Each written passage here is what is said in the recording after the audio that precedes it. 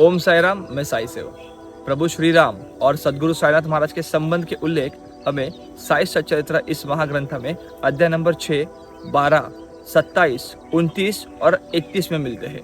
16 अप्रैल 1911 में पहली बार शिरडी में रामनवमी बनाई गई और तब से लेके आज तक शिरडी में बड़ी धूमधाम से रामनवमी मनाई जाती है और इसी के उल्लेख हमें अध्याय नंबर 6 में मिलते हैं। मुंबई में रहने वाले एक मामलतदार बड़े साई भक्त थे।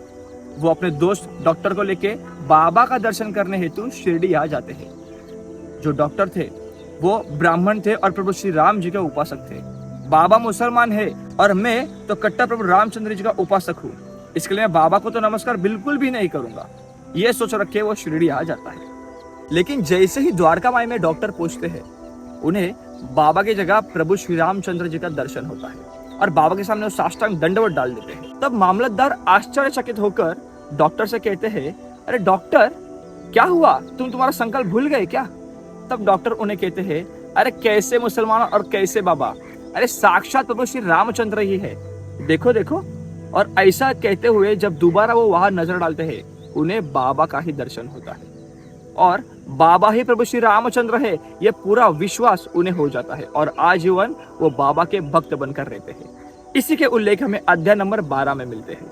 अध्याय नंबर 27 में दादा साहब खापड़े, इनकी भारिया लक्ष्मीबाई खापड़े, ये एक दिन द्वारका में बाबा की सेवा कर रही थी। बाबा उन पर प्रसन्न हो जाते हैं और धीरे से उनके कान में राजाराम ये मंत्र उन्हें जपने के लिए कहते हैं और कहते हैं तेरा कल्याण हो जाएगा, ऐसा आशीर्वाद उन्हें प्रदान करते हैं। इसी के उल्लेख हमें खापड़ेस डायरी इस बुक में पेज नंबर 139 में मिलते हैं। 4 मार्च 1912 की यह घटना है। अध्याय नंबर 29 में मद्रास प्रांत से कुछ लोग आते हैं और बाबा हमें बड़े पैसे देंगे, ये भाव रखकर वो अचानक द्वारका में भजन करना चालू हो जाते हैं। लेकिन उन्हीं में से एक भक्त की पत्नी, उसका भाव बाबा के प्रति शुद्ध होता है और वो बड़े प्रेम भाव से बाबा का भजन करती होती है।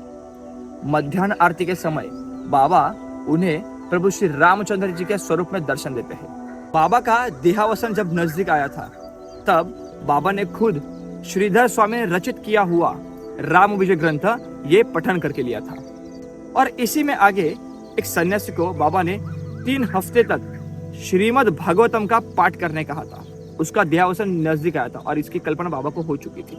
इसी के उल्लेख हमें अध्याय नंबर 31 में मिलते हैं। ये सब क्या है? कट्टर हिंदुत्ववादी सनातनी लक्षण। लेकिन बाबा का अवतार हिंदू मुसलमान इनमें जो कट्टरता थी उसे मिटाकर मानवता धर्म ये सिखाने के लिए हुआ था। और इसके उल्लेख हमें साईनाथ स्तवन मंजरी इसमें ओवी नंबर 70 में मिलते हैं। यवन हिंदूंचे विपट आले म्हणून तदैक्य करण्या भले, मशीद अग्निला स्वीकारिले लीला भक्तान सदावावया। उस समय हिंदू और मुसलमानों में बड़ी कट्टरता छाई हुई थी, जिसकी वजह से मानवता धर्म लुप्त हो चुका था और इन सब का एक साथ भला करने के लिए बाबा ने अवतार लिया था। यवन जाति के लोगों को गुरु परंपरा का महत्व समझे और उन्हें अंगीकार करने योग्य ऐसा अवतार बाबा ने लिया हुआ था।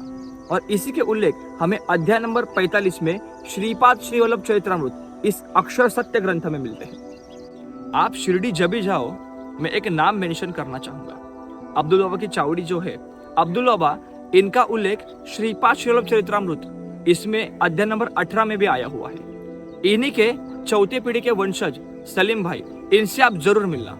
इन्होंने हिंदू धर्म के कई ग्रंथों और पुराणों का पढ़ाई किया हुआ है, जैसे श्रीमद् भागवतम, भगवद गीता, दत्त पुराण, दत्त महात्म्य, शंकर गीता, गुरु लीलामृत, ऐसे कई हिंदू सनातन धर्मों की इन्होंने पढ़ाई करी हुई है। जाति धर्मों की कट्टरता खत्म करके बाबा ने मानवता, सत्य धर्म और अध्यात्म की सीख हमें दी थी, लेकिन लोगों ने उन्हें ही हिंदू मुसलमानों में बांट दिया।